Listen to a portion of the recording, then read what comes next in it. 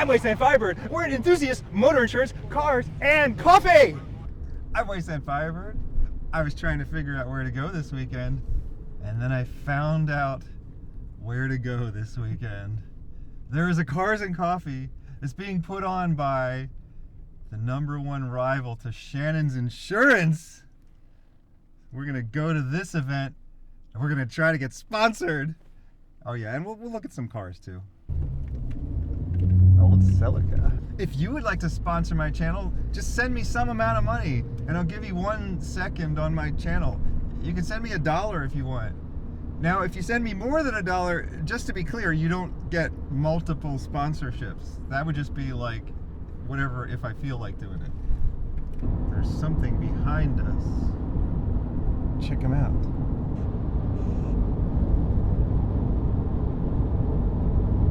Something is coming.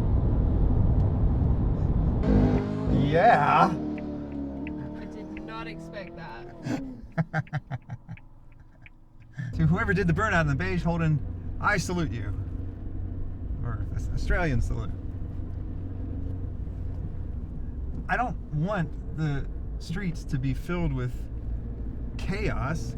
I just want people to be able to have a good time every now and then. Hang on. Boy. Chimney! Chimney! That's a nice chimney! Toyota station wagon. Very clean resto mod. It's beautiful. It reminds me of when I was growing up and I would ride around in Mom's station wagon. Like, what if she had kept that station wagon all these years? What if I got it when I was 16? What if eventually I had enough money to fix it up? Well, that's what it would look like. Some kind of Holden HSV thing here. Club Sport.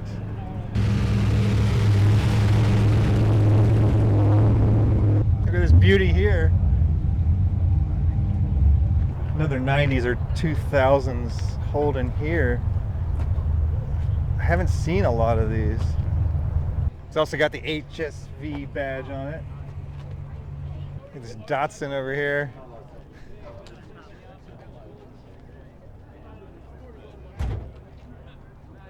Another car that was boring in the 70s that's now been preserved and heavily improved. Green on green Monaro.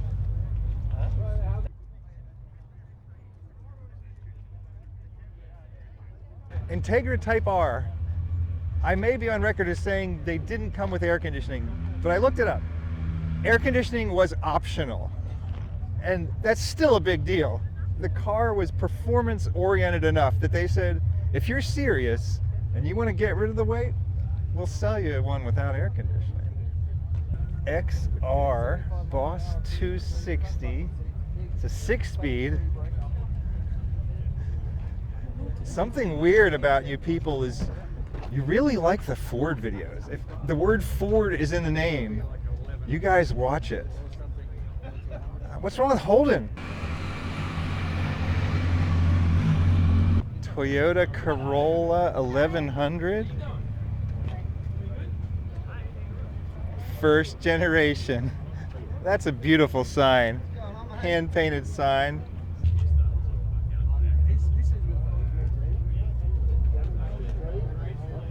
Australia really loves their Toyotas. Old Toyotas, new Toyotas, doesn't matter. I see more 70s Toyotas in Australia than anywhere else. In the US, the Japanese car fans really love their 90s Japanese. Sometimes they'll go back as far as the 80s, but I just don't see a lot of 70s Japanese stuff in the US. Mustang, Mustang, Mustang. Oh, this looks like the car that did the burnout earlier. I mean, no it doesn't. Allegedly. Oh no. I found the Mazdas, the confusing Mazdas. It's an RX-2 rotary.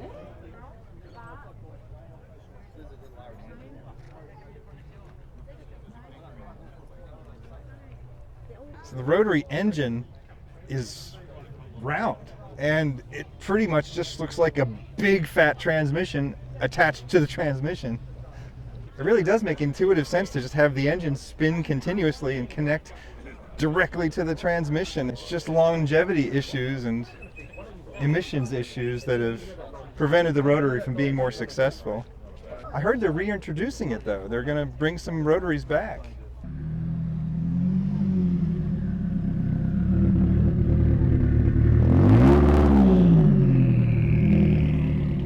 Check out this beautiful Falcon wagon.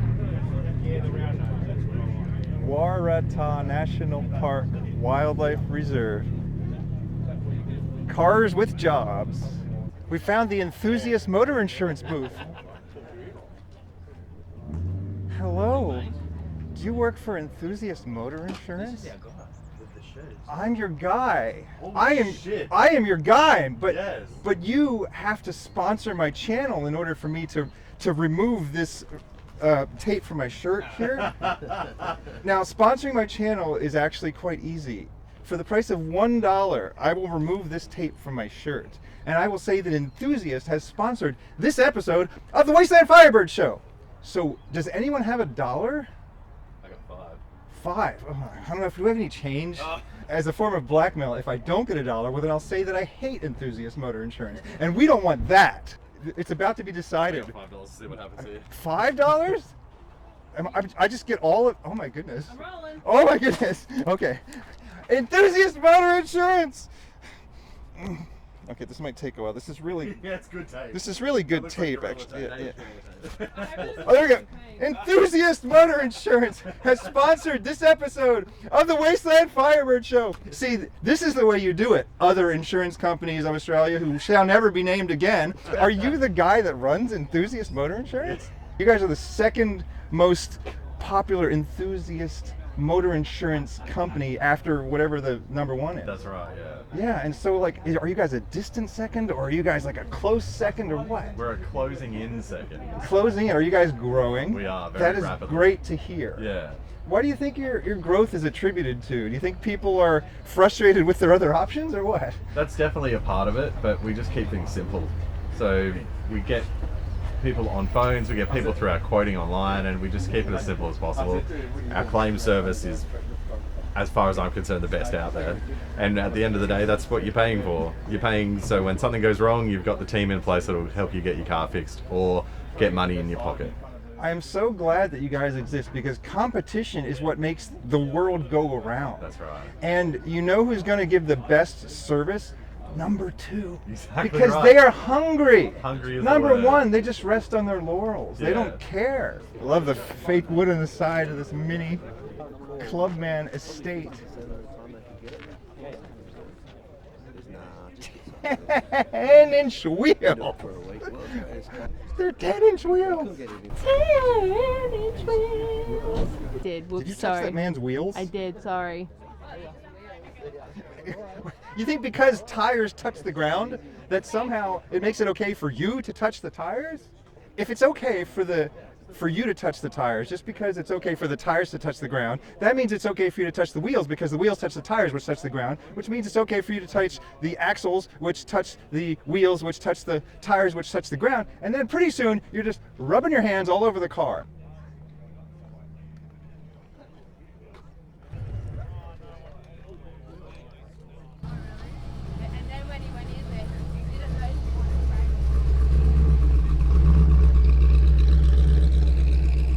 Whoa!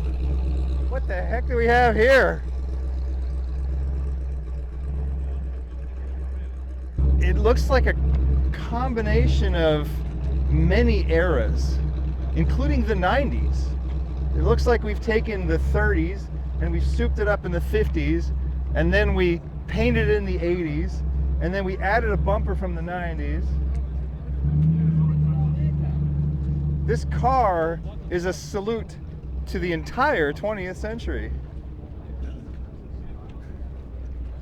Oh, the gear shift is unparalleled.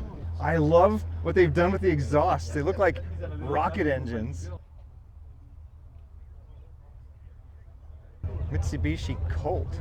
I've learned that when you see an old Mitsubishi in Australia, it's a reasonable assumption that it was built here. Oh, look at this crazy, whatchamacallit. Wow, look at this van. Oh my God. These skirts over the front and back wheels. This beautiful side exit exhaust. This looks like a spaceship from a Rick and Morty episode where aliens from another planet that's stuck in the 70s come to Earth because they're out of weed. If you want to heat up your takeout food, set it right on the top of the engine block there. I thought I was learning the chassis codes, but I may be confusing the FJ and the FX sometimes. I really just shouldn't even try. Full-time four-wheel drive Corolla SE Limited. This looks like it probably wasn't sold at dealers. Like it was a Japanese special import that Yes, it somebody was. did. Yeah. So it was imported in 2005. I've owned it since then. It was a personal import from somebody who lived in Japan who bought it over here. He owns a Toyota business over here, like a mechanical repair. And he sadly passed away, but this was one of his collection cars, and he decided to let it go, and I took over it. Yeah, it's got a solid rear axle, it's got a prop shaft and a transfer case at the gearbox, so it's full drive all the time. Where modern cars, which are all-wheel drive, sometimes will only kick in when it needs to. It's based on the wagons that are four-wheel drives here, and this one in Japan, they decided to make a sedan model for the snow regions, and that's how it became to be. This is one that made it from Japan, and it's the only one here in the country. So they've got them in the US. Yeah. They call them all-tracks there. Oh, yes, we do have all-tracks. That's right. Yeah, I so- owned a Corolla all-track wagon. Yes, the wagons, they're more common than the sedan. These cars are incredibly reliable. I know because I neglected mine. It started making a grinding noise, and I was just getting ready for a trip across the country. And I thought, well, let's just see how it goes. And so I drove all the way from New York to LA, and then I started heading back, and the grinding noise gets louder and louder and louder. And finally in Idaho, the grinding noise stops. I was just driving down the freeway, and then we just heard utter silence. And I said, that's either a really good thing or a really bad thing. It turned out it was a bad thing because the wheel then just started coming off of the car. I could see it out of the mirror, and it was still attached to the axle until it was no longer attached to the car at all. So then I was driving down the road in three wheels, and there was a tire rolling down the road beside me. And the car was also on fire at this point. I pulled over, and a truck driver was the hero of the day. He put out the fire, and I retrieved the wheel from the road because wheels can do a lot of damage to cars. Even though I was in the middle of nowhere, they had another one in a junkyard, and they just took the parts off of it, got my car back on the road. It was $700. I thought the car was just destroyed. I mean, your car has three wheels. That's usually a problem. That noise you were hearing, the grinding noise, is a wheel bearing. That's what it was. When it stops is when it's unpressed itself, and you've got detachment issues. Yeah. See, if I'd only had you with me on that trip. It looks sporty, though. It does look sporty. And I remember that car was a lot of fun to drive, the wagon version. I mean, I have more stories about my wagon. I had it completely filled with stuff. I was in the process of moving, and it was getting late, and I was behind schedule, and it was probably 2 a.m. And so I was just speeding down the roads, and it was a huge backup of traffic, huge traffic jam. So I get off an exit. And so then I started taking these curvy back roads in my wagon that's just filled with stuff because I'm moving, like I said. So the wagon weighs quite a bit and a lot of weight in the back. And all of a sudden I see one of those signs that says like arrows, left or right. Straight is not an option. So I like jerked the wheel to the right. I actually got the whole wagon sideways. And I managed to somehow keep it on the road. Yep, well, there you go. So many memories. The old track thing. Yeah? Yeah, exactly. Yeah.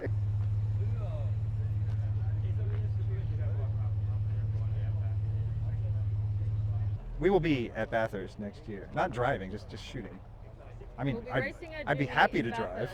This Ford, the hood scoop popping out of the hood. Fairmont Ghia, from a time when performance wasn't really as much of a priority anymore, at least in the US. Cars got really boring, but they stayed pretty cool in Australia. Another one over here. Look at these beauties. 80s muscle cars. 80s muscle cars just aren't as much of a thing in the US. I'm too sad. I can't look at this. It hurts too much. I had a 2013 WRX hatchback in this color, and I regret selling that thing. The coolest thing was in the snow. You could do pirouettes. The all-wheel drive, you can just turn the wheel anywhere you want, and then you just floor it, and the car will just go in that direction. That's why I got rid of it. It's actually too good. It was just too good, and I prefer it more of a challenge. I've seen a couple of cars with this shift knob on them today. I think it says, what is it? Momo. Momo. I'd be really terrible. I need the numbers because I'd forget how many speeds I have. What if I put it in reverse wrong? It's actually a reasonable concern with these cars because the STI had 6 speeds and the regular WRX had 5. The WRX had this sloppy shifter and the STI had a much better shifter. It was like they just deliberately gave you the crappy thing so that you'd be forced to upgrade. All that being said, the WRX is the best car I've ever owned. WRX, WRX, WRX. I see them in my dreams at night. You don't need to shoot it. Let's go somewhere else. I'm getting too sad. Oh, check it out. It's moving. The aliens from Planet 70s have come for their weed.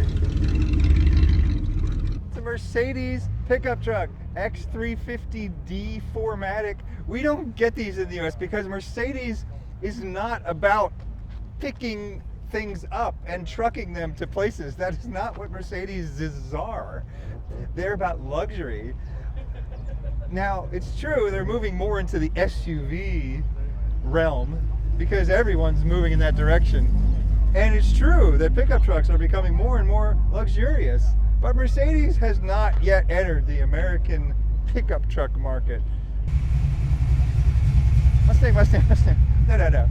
It's like looking at a Volkswagen pickup truck. It's just not something we have. It's pretty much inconceivable to an American to even think of a Mercedes pickup truck. Oh, here we go.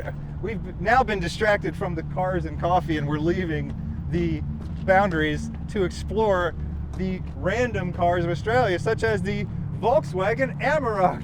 We don't get Volkswagen pickup trucks in the US. If you want a pickup truck, why would you buy a German one? Well, then again, I guess they buy Japanese ones. Well, Everyone's got a Tacoma over there. yeah, reliability, I guess. So if you want a reliable pickup truck, you buy Japanese. If you want to buy an American-looking pickup truck that was probably actually made in Canada or Mexico, you buy American. Oh my God, it's a blue chimney. They just went that way. Blue Jimny! Jimny! My dad has one of these. Dad, look what they did to your pickup truck. These things are going up in value because people just want a simple, practical pickup truck. They want it to be reliable. They actually want to use the thing. The older these get, the more they go up in value. Doesn't matter what condition they're in. On the US-Mexican border, you often see one Toyota pickup truck towing another Toyota pickup truck. The one in front's in slightly better condition than the one behind.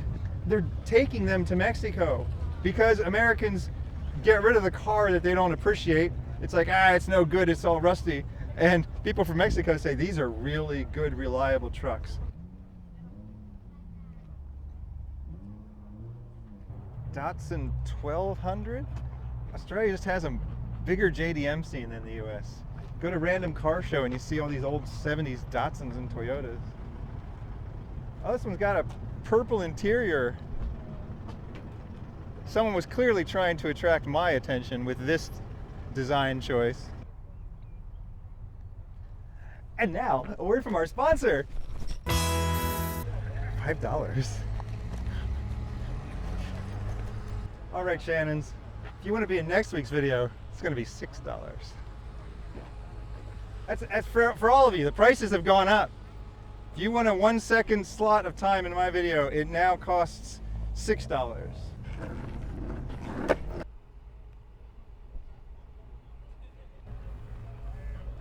Enthusiast motor insurance. When you absolutely have to have the second best, Wait, no, not second best. It's just second most used. They are the best. You know how Shannon's has Fletch? Well, Enthusiast Motor Insurance has Wasteland Firebird. At least for this episode. For next week's episode, you have to give me $6.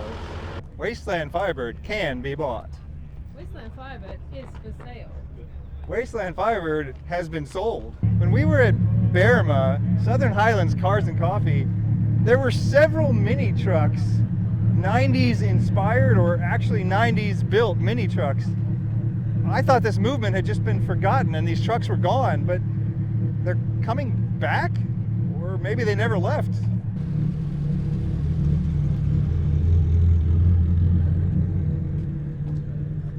Vauxhall Deluxe. I saw that sign is reading something else. Look at this beautiful thing. Somebody has been practicing their pinstriping. This massive green Impala wagon. Now this vehicle is for sale.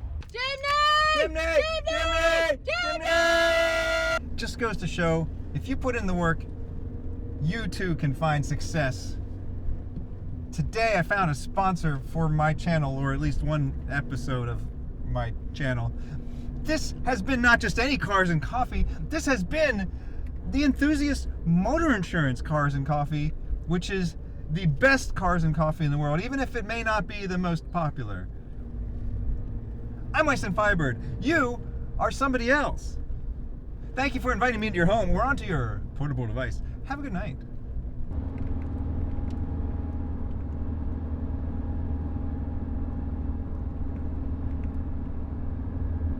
Thanks to Matt Skelly for the camera work. Camera speed.